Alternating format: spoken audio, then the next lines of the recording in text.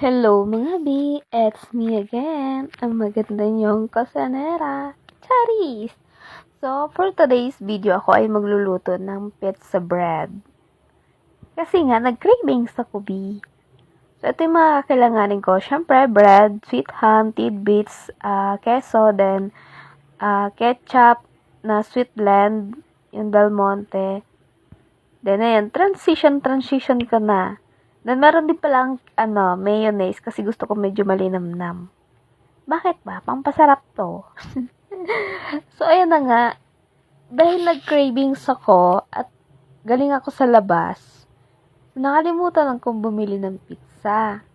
At isa pa, ang mahal pala, naalala ko, ang mahal pala ng pizza sa labas. Meron naman, kaso nga lang hindi masarap. So, kaya ganito na lang ang ginawa ko. So, since mayroon kompleto naman sa mga ingredients, so kaya ganyan na lang ginawa ko. So, ayun na nga, solve na naman ang cravings ko. And, in fairness, ang sarap niya.